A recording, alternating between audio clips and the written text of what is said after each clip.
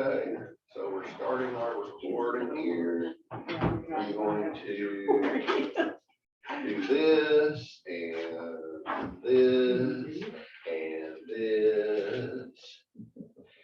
Okay, so what I need to do is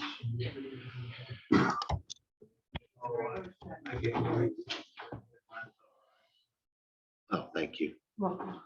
Start here, and we're going to share screen. Okay.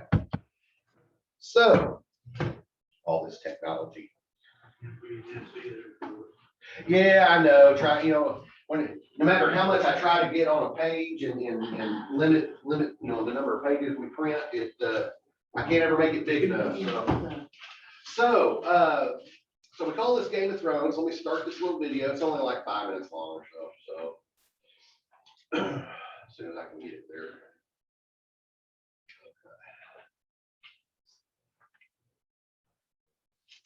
Way too big. There we go.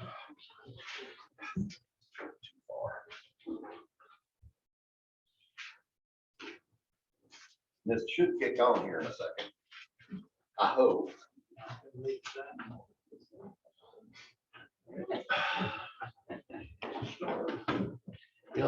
It works great when I'm at home.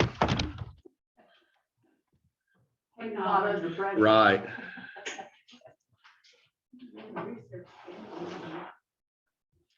Well, let's do it this way.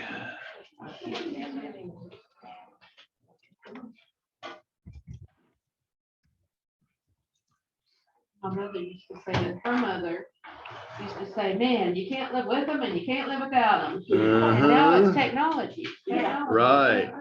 Right. That's right. Come on. It's like everything is moving slow all of a sudden.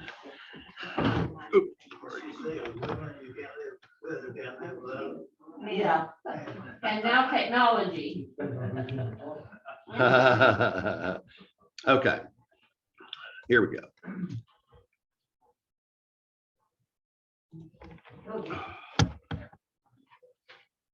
The books of 1st and 2nd Samuel. They're two separate books in our modern Bible, but that division is due simply to scroll length. It was originally written as one coherent story. We're just going to cover the book of 1 Samuel in this video. So after Israel was rescued from slavery in Egypt, they made a covenant with God at Mount Sinai and eventually came into the promised land. And there, Israel was supposed to be faithful to God and obey the covenant commands. Before the book of Samuel, Judges showed how Israel failed at that task big time. It was a period of moral chaos, and it showed Israel's need for wise or to that need. The book of Samuel's story focuses on 3 main characters: the prophet Samuel, where the book gets its name, and then King Saul, and after that, King David. And all 3 of them transitioned Israel from a group of tribes ruled by judges into a unified kingdom ruled by King David in Jerusalem. And the book of Samuel has a fascinating design that weaves the story of these 3 characters together in 4 main parts. Samuel, he's the key leader and prophet in the first section of the book, but then he also plays a key role in the next section, which is Saul's story, and it's told in 2 movements: Saul's rise to power and then his failures. And the second part is about his downfall and his tragic death. And then the drama of Saul's demise is matched by David's exciting rise to power. And then David's story is told in 2 movements. First, he rides the wave of his success, followed by his own tragic failure and the slow self-destruction of his family and then his kingdom. The book concludes with an epilogue that reflects back over the whole story. So let's dive in and see how this all unfolds. Part 1 picks up from the chaos of the book of Judges, and we're introduced to a touching story about a woman named Hannah. And she's grieved because she has never been able to have children. And by God's grace, she finally has a son named Samuel. And in joy, she sings this amazing poem in chapter 2. And the poem is all about how God opposes the proud and exalts the humble, about how despite tragedies and human evil, God is working out his purposes in history. And also it's about how God will one day raise up an anointed king for his people. Now, Hannah's poem has been placed here at the beginning of the book to introduce these key themes that we're going to see throughout the whole story, like the next one. Samuel grows up and becomes a great prophet and leader for the people of Israel, at the same time that the Philistines rise to power as Israel's arch nemesis. And in this crucial battle, the Israelites get arrogant, and instead of praying and asking God for help, they trot out the Ark of the Covenant as this kind of magic trophy that will automatically grant them victory in battle. And so because of their arrogant presumption, God allows Israel to lose the battle and the ark is stolen. So the Philistines, they take the ark and they place it in the temple of their god, Dagon. And then the God of Israel defeats the Philistines and the god Dagon without an army by sending plagues on the people. And then the Philistines, the point of this little story seems to be this: God is not Israel's trophy, and he opposes pride among the Philistines, but also among his own people. And so Israel needs to remain humble and obedient if they want to experience God's covenant blessing, which opens up into the next large section. The Israelites come to Samuel and they say, hey, we want a king like all the other nations have. Go find one for us. And so Samuel, he's kind of ticked off and he goes to consult with God. And God says, yes, their motives are all wrong, but if a king is what they want, give them one. And so we're introduced to the figure of Saul. Now, Saul is a tragic figure because he begins full of promise. He's tall, he's good looking, he's a perfect candidate for a king, but he has deep character flaws. He's dishonest, he lacks integrity, and he seems incapable of acknowledging his own mistakes. And so these flaws become his downfall. He wins some battles at the beginning, but his flaws run so deep, he eventually disqualifies himself by blatantly disobeying God's commands. And so the aging Samuel confronts Saul and Israel. He had warned the people that they would only benefit from a king who's humble and faithful to God. Otherwise, the kings of Israel will bring ruin. So he informs Saul that God is going to raise up a new king to replace him. And so Saul's downfall begins, as God at the same time is working behind the scenes to raise up that new king. It's an insignificant shepherd boy named David. He's the least likely candidate to be king, but the famous story of David and Goliath shows that God's choice of David is not based on his family status, but simply on his radical and humble trust in the God of Israel. And so this story embodies all of the themes of Hannah's poem. Proud Saul and Goliath are brought low, while humble David is exalted. From here, we watch Saul slowly descend into madness, while David rises to power. So David starts working for Saul as a general, and he's winning all of the battles, and he's also winning all of the fame. And so Saul gets jealous and he starts chasing David around, hunting him, trying to kill him. David's done nothing wrong. And so David simply runs and waits in the wilderness. And here we see David's true character. He has multiple opportunities to kill Saul, but he doesn't. He simply trusts that despite Saul's evil, God will raise up a king for his people. What's interesting too is that many of the poems of David that you find in the book of Psalms are linked to this very period of his life. And they all express the same attitude of trust. So this section of the book ends with Saul coming to a grisly death after losing a battle with the Philistines. 1 Samuel tells some of the most intricate, well-told stories you find anywhere in the Bible. And the characters Saul and David, they're portrayed very realistically. And the author's putting them forward as character studies so that you can find yourself in them. So in Saul's story, we see a warning. It's crucial that we reflect on our own character flaws and how they harm us and other people. And with God's help, we need to humble ourselves and deal with our dark side so that Saul's story doesn't become ours. David, on the other hand, is presented as an example of patience and trust in God's timing in our lives. And so he's running in the wilderness, being chased by Saul. David had every reason to think that God had abandoned him, but that's not what he thinks. And so David's story encourages us to trust that despite human evil, God is working out his purposes to oppose the proud and to exalt the humble. And that's what 1 Samuel is all about. Okay. Let me find my mouse. Find my mouse here. Cursor. Okay, so, yeah, you don't want to look at that, do you? Share screen. Here we are. The book of 2 Samuel. No! Check out the video on 1 Samuel where we were introduced to the book's three main characters, Samuel, Saul, and David. And then also to the book's Okay. Yeah, started in on the next video. I'm not ready for that. Okay. So, yeah, that's basically a summary of 1 Samuel. And as we go through the the different books in this study, we'll have one of these, and we're going to go in somewhat of a chronological order, which is not the easiest thing to do, but the reason I like to do a chronological thing, I don't know why it's not coming up. There we go. Is because throughout the Kings and the Chronicles, we end up with stories that are told out of order. So especially in the Kings, we end up with areas where it goes through the life and death of a king of the Northern Kingdom. And then it goes backward in time to start over sometime in the middle of that period with a king's life and death during of the South.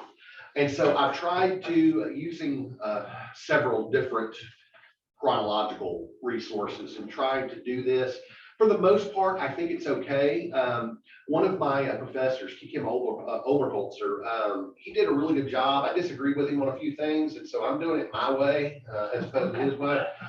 So on the back of your map, you'll see we're going to be, before they get kings, they've got prophets and things. We're going to see different prophets, but there's 4 different elements of prophets that they do. And of course, when we hear prophet, we automatically think future telling or things like that. No, that is the smallest part of what a prophet does. A prophet's main job is to be a messenger for God, to proclaim God's word. So, so you can see on there the 4 different elements of the role of what a prophet does: being a preacher, being a predictor, being a watchman, and being a judge in a sense. So, so with that said, what we're going to do is go through a few chapters of 1 Samuel. At some point, we're going to get split screens and things. Not in this one today, but at some point in our lessons, we're going to get split screens where there's the same stories told in 2 different places, and so we'll combine those, and you can see the differences and things like that. Because First Samuel, towards the end of 1 Samuel, we start getting crossovers into the Chronicles, in the First Chronicles, and the stories are told just a little bit differently. And the reason being is 1 and 2 Samuel, 1 and 2 Kings are told from a general overview. First Chronicles is told strictly from the lens of the Southern Kingdom. And so all the good things about it gives more, sometimes it gives more detail, sometimes it gets less, because it doesn't necessarily want to paint people in certain lights. It wants to give certain people in these other books a good story, and it eliminates all the bad stuff. And in the other way, it for some of them, it eliminates all the good stuff and just presents the bad stuff. So we have different writers, I assume. correct, and they're composed at they're edited at different times during Israel's history. Chronicles obviously was written later on, probably after the exile, maybe during, but probably after. And so when they're trying to use resources, they've got more data to work with. I'm not saying the Chronicles is more accurate, but it tends to give a little more detail on the whole. Sometimes it doesn't, but on the whole it does. And some of those details are different than what is presented. So anyway, yeah, I gotta move this out of the way here. Okay, so typically I have people read, but for sake of time today, I'm gonna go ahead and read all this. So the little points at the bottom are notes. So if you see a dot, that means that's a note on the text that we're reading. So there was a certain man of Ramathaim, a Zuphite from the hill country of Ephraim, whose name was Elkanah, son of Jeroham, son of Elihu, son of Tohu, son of Zuph, an Ephraimite. He had 2 wives. The name of the one was Hannah. The name of the other was Peninnah. Peninnah had children, but Hannah had no children. Now Elkanah is a Levite from the line of Korah, from which came the gatekeepers, the temple guards, and the musicians. Aaron had 2 sons, and each of those 2 sons developed. One side went to the priestlyhood, the other went to the temple servants. And so Elkanah here is one of those temple servants, or at least he's from that line. Okay. The tribe of Levi, if y'all remember, was not given any land. So the other tribes set up cities within their territories, designating them as Levite cities. Ramah is one such city. So when you see when you see aim or haim at the end of a word, A-I-M or H-A-I-M, that means that's in the area of whatever's before it. So, so Ramah was one of those cities that was set up for the Levites. So even though it says he's an Ephraimite, he's a Levite by birth. And so he has no claim to land. He has no tribe himself. So he's not from the tribe of Ephraim, but he lives within the territory of Ephraim. Does that make sense? Okay. So that's what that means. Now this man used to go, I can't see. Now this man used to go up year after year from his town to worship and sacrifice the Lord of hosts at Shiloh, where the two sons of Eli, Hophni and Phinehas, were priests of the Lord. On the day when Elkanah sacrificed, he would give portions to his wife Peninnah and to all her sons and daughters. So she had multiple children. But to Hannah, he gave a double portion. I'm trying to move this out of the way. Because he loved her, though the Lord had closed her womb. Her rival used to provoke her severely to irritate her because the Lord had closed her womb. So it went on year by year. As often as she went up to the house of the Lord, she used to provoke her. Therefore, Hannah wept and would not eat. Her husband Elkanah said to her, Hannah, why do you weep? Why do you not eat? Why is your heart sad? Am I not more to you than 10 sons? Now, Shiloh at this point in Israel's history, the tribe's history, is the point where the tabernacle is located, where they set up the altar to do their sacrifices. The double portion that you see here, we'll get to in a few minutes. But keep in mind that some of the sacrifices involved the people that brought the sacrifices being given back a portion of that. So that comes into play then. Here, we see Elkanah trying to comfort his wife, but as most men are, we're a little insensitive to their, we don't know exactly what they're thinking. So, just please forgive us men for that. We just don't understand what's going on sometimes, but we're trying.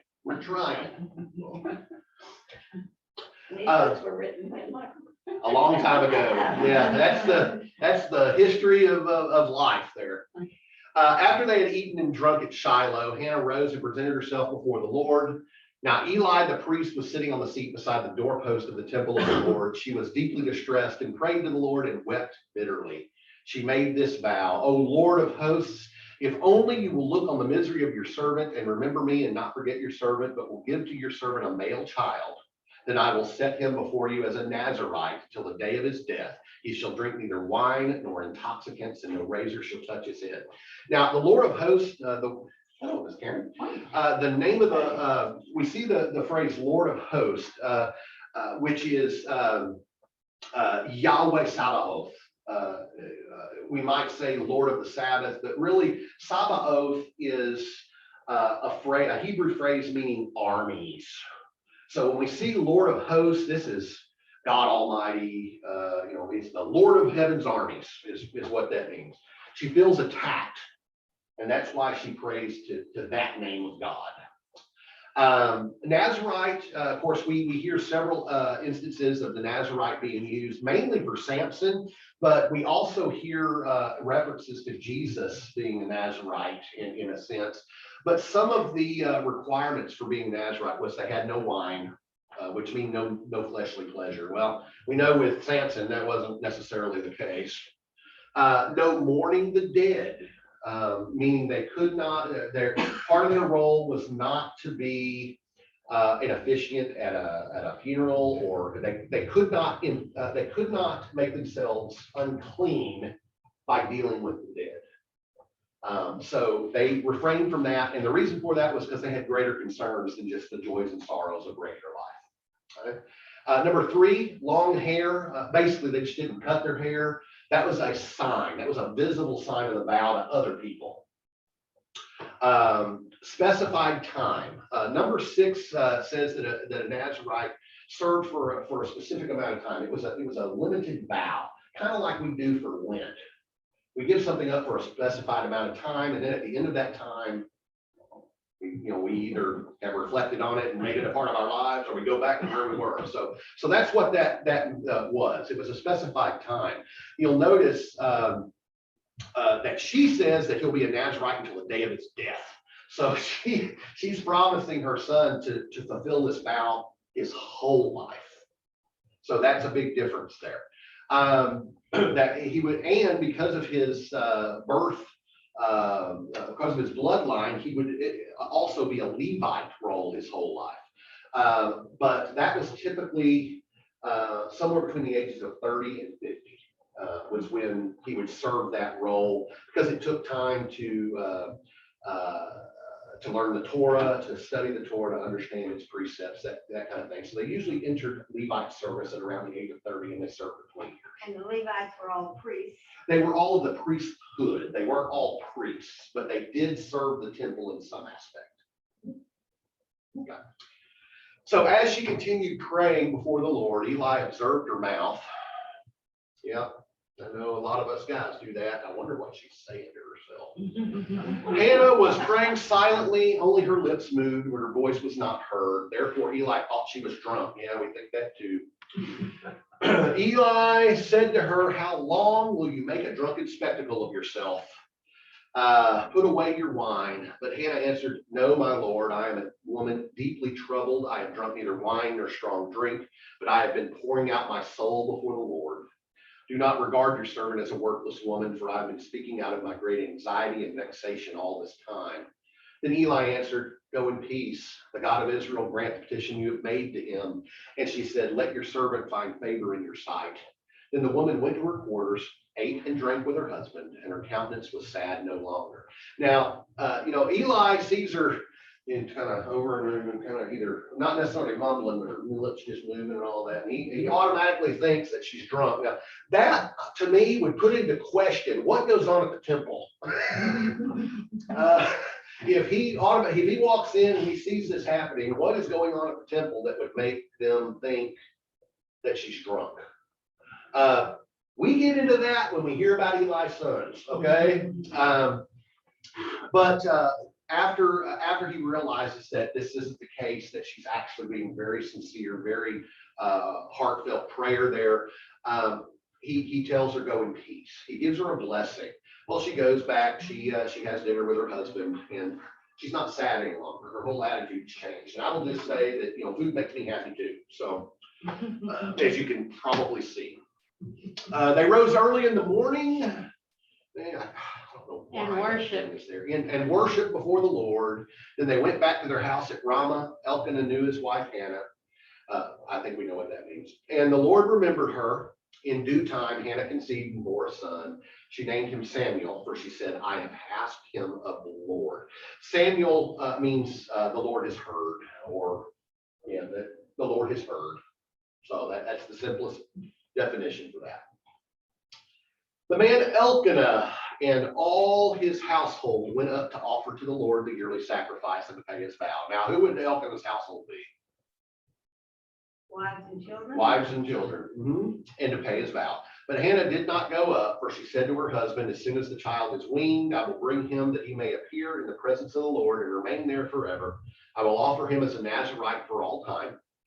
Her husband Elkanah said to her, "Do what seems best to you. Wait until you have weaned him. Only may the Lord establish his word." So in this case, it's, I'll trust that you know what you're doing, Hannah, but, make sure you keep your word, because the Lord's going to hold you to it. So the woman remained and nursed her son about 2 to 3 years or so until she weaned him. When she had weaned him, she took him up with her, along with a 3-year-old bull. We'll get to that in a moment, an ephah of flour and a skin of wine. She brought him to the house of the Lord at Shiloh, and the child was young. Then they slaughtered the bull and they brought the child to Eli. The weaning took about 2 to 3 years. Now, different translations, depending on which translation you have, some will say a 3-year-old bull, some will say 3 bulls. The reason NRSV is pretty accurate, but I will say I think they got it wrong here. I think 3 bulls is the more accurate thing, based on the sacrifices that are mentioned in Leviticus. The 3-year-old bull comes from the Septuagint. The three bulls comes from the Masoretic text, the Hebrew text that we don't have anything extant originally, but we've just the copies of it over time. So the three bulls would be one for the vow, because remember she's dedicating Samuel to the Lord. So one would be for that. The other two would be for the sacrifices that were required just at their annual thing. An ephah is equivalent to about a bushel. On the back of your little sheets, there's a little information about what certain words mean. So there's a little more detail there, but a bushel is about 35 liters of dry volume. And then a wineskin, depending on the size of the goat or sheep, the skin of wine was made from goat skin, sheep skin. Sometimes it was their bladders or their stomachs that was used. It could be anywhere between 1 liter and 7 liters, depending on the size of the animal. So, as she said, "Oh my Lord," I don't know why it does that. "Oh my Lord." What does it say in your Bibles there? As you live, my Lord. As you live. Okay, so as you live, as God lives. How long does God live? Forever, yeah. "I am the woman who was standing here in your presence, praying to the Lord. For this child I prayed, and the Lord has granted me the petition that I made to him. Therefore I have lent him to the Lord. As long as he lives, he is given to the Lord." She left him there for the Lord. Now, And- let me ask you something. Yes. Who's gonna take care of this 2-year-old kid? That doesn't sound like much of a gift to me to be. We'll get to that in a moment. Eli is going to be responsible for his training, but as we'll see in just, I don't know whether we get to it in this, I think we do. Okay, I'll get an answer eventually. Okay, All right. so we get to Hannah's prayer. We get to Hannah's song, Hannah's prayer. You're going to see a lot of comparisons to Mary's prayer, Mary, the Magnificat that we find. So Hannah prayed and said, "My heart exalts in the Lord. My strength is exalted in my God. My mouth derides my enemies because I rejoice in my victory. There is no holy one like the Lord, no one besides you. There is no rock like our God. Talk no more so very proudly. Let not arrogance come from your mouth, for the Lord is a God of knowledge, and by him actions are weighed. The bows of the mighty are broken, but the feeble gird on strength. Those who were full have hired themselves out for bread, but those who were hungry are fat with spoil." That the last should be first, first should be last. The hungry will be made full, and the full will be made hungry. Okay, Jesus talked about these things. "The barren has borne 7, but she who has many children is forlorn. The Lord kills and brings to life. He brings down to Sheol and raises up. The Lord makes poor and makes rich. He brings low. He also exalts. He raises up the poor from the dust." We'll get to the rest of that in a minute.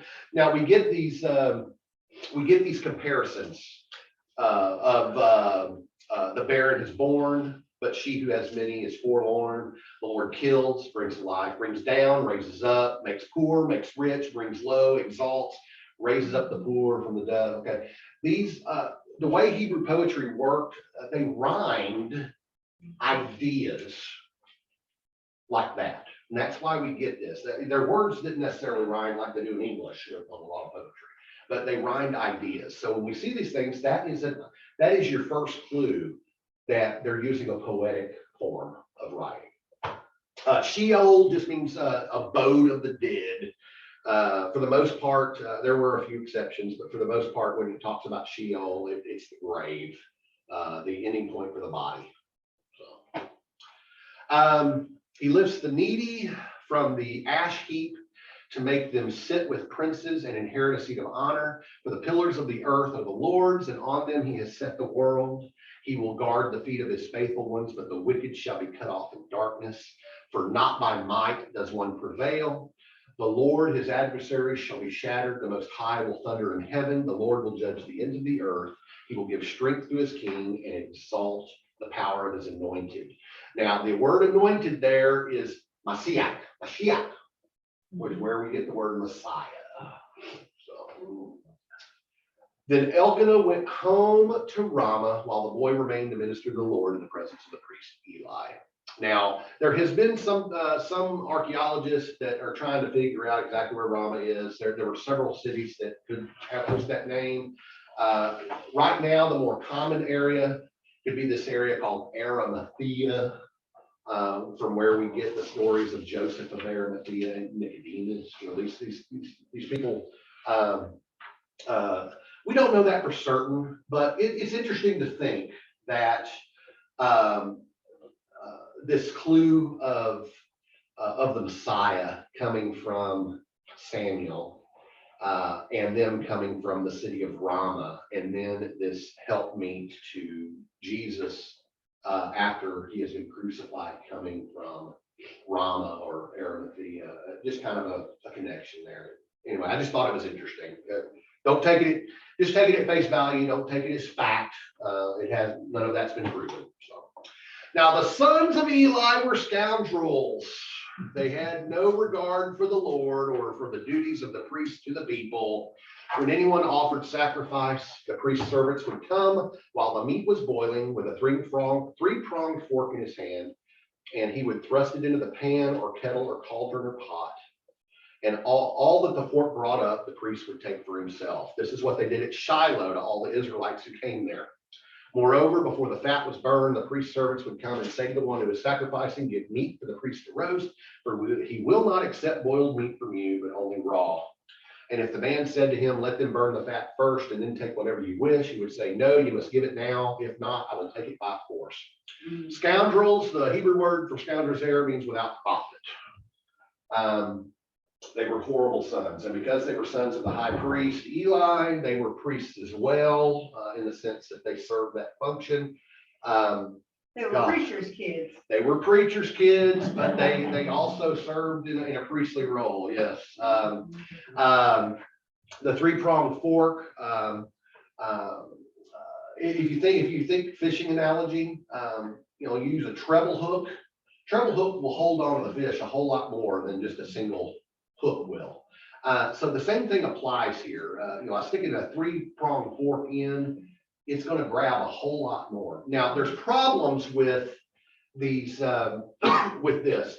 Levitical law, there were several things that happened.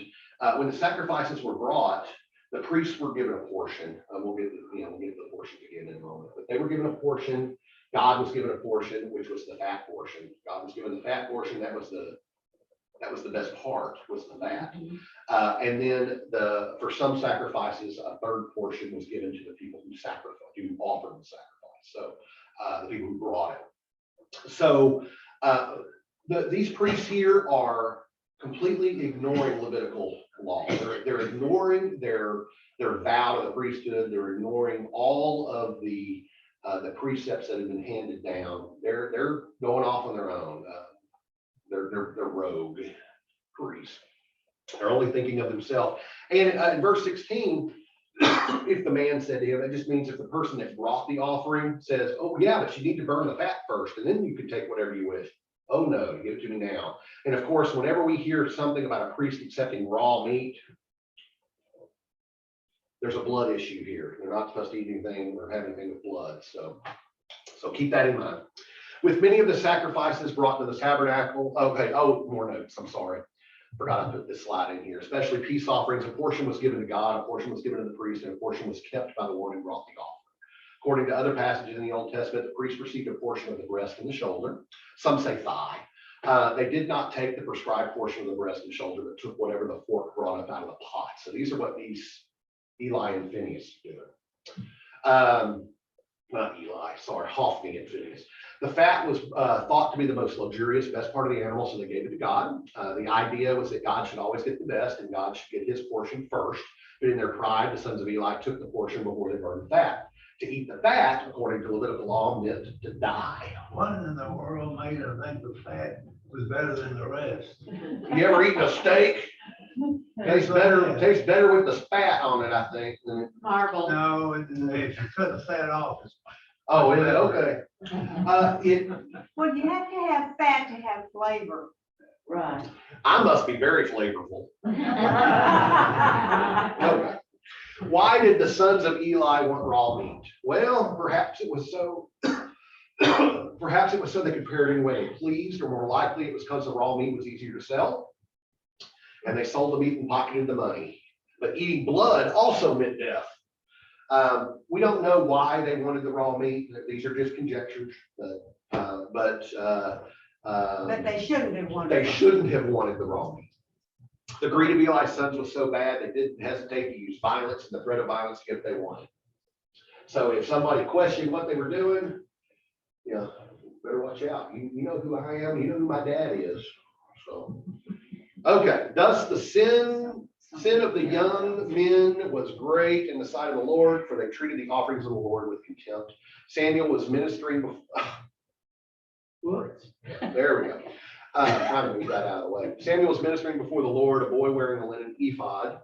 That's just a kind of like a priestly robe. It was always clean, but it was kind of a sign that they were clean. Being clean in the temple and near the sacrifices was an important thing. So, his mother used to make for him a little robe and take it to him each year when she went up with her husband to offer the yearly sacrifice. Oh, how sweet. Then Eli would bless Elkanah and his wife and say, "May the Lord repay you with children by this woman for the gift that she made to the Lord," and then would return to their home. And the Lord took note of Hannah. She conceived and bore 3 sons and 2 daughters. And the boy Samuel grew up in the presence of the Lord.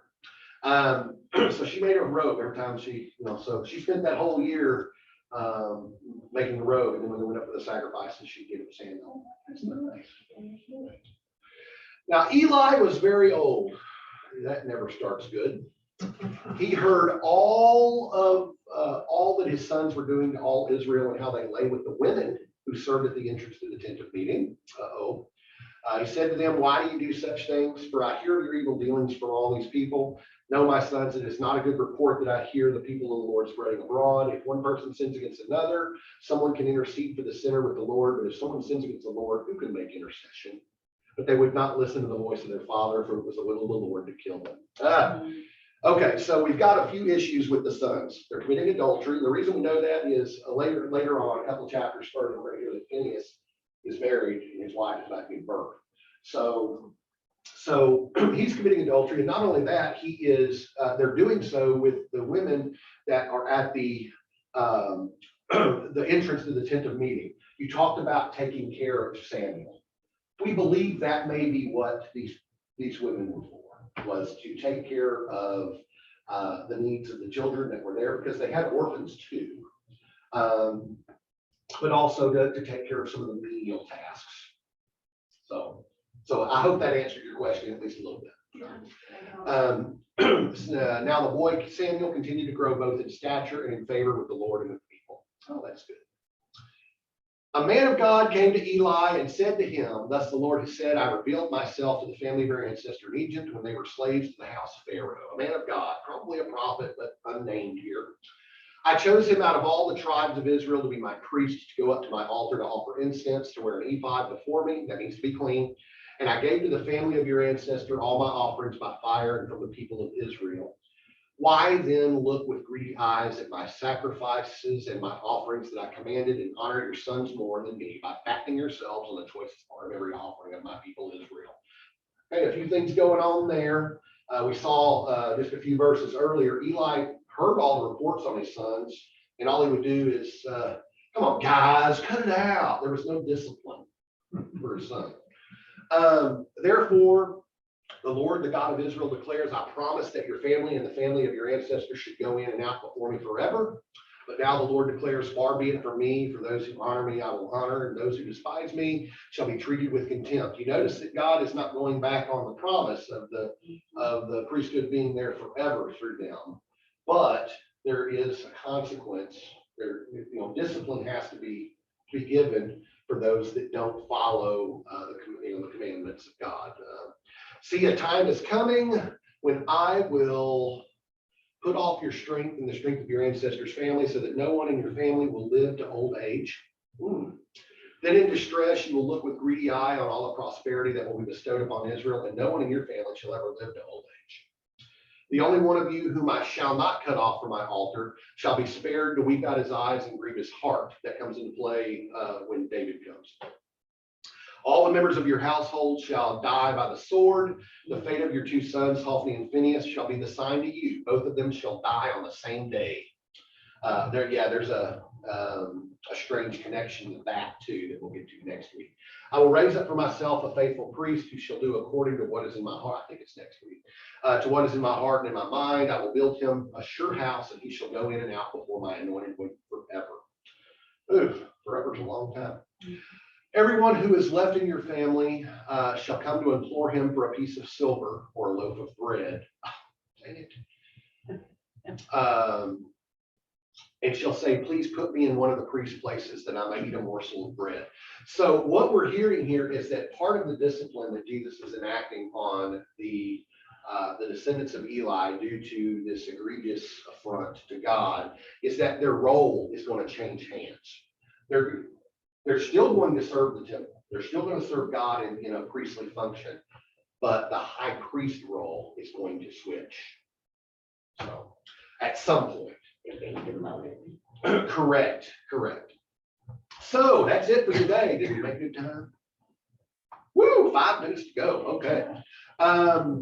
So next week we hear the story. Samuel, I like to do little things like this. Is the Baptist in me. You got to have everything with nice letters there. Samuel is called. The Ark of the Covenant is captured. We heard about that in the prequel there. The consequences to Hophni and Phinehas and Eli are confirmed. Spoiler alert. And the Philistines are condemned. So, how's that? Any questions? Well, I'm trying to absorb what God was mad at them because they were eating the fat and not doing the right thing. So he condemns that family forever. Well, yes, their role changes. Therefore, they don't live to get old and they all die by the sword. They don't all die by the sword, but we'll see. We'll see with Eli when he eventually dies. That his is kind of one of those freak things. But I'm about to punish his house forever for the iniquity that he knew because his sons were left in God and he did not restrain them. One of the first commandments is thou shalt have no other gods before me. Pride is a form of idolatry. That idolatry in itself is putting anything before God. So if we put ourselves before God, that's what we call pride. So we can make ourselves idols as well. That is most of what the history of Israel is all about. Israel puts themselves before God, individually and as a nation. And so that is the one thing that, that's one thing that God just cannot abide by. And so discipline, I won't say punishment, but punishment has these negative, but discipline, think of it in terms of, I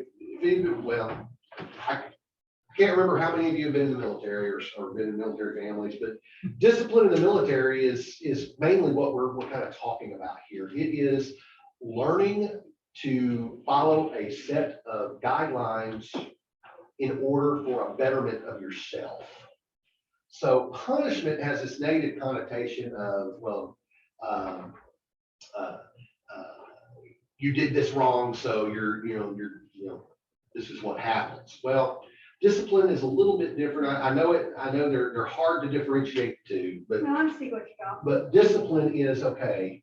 We need to learn this.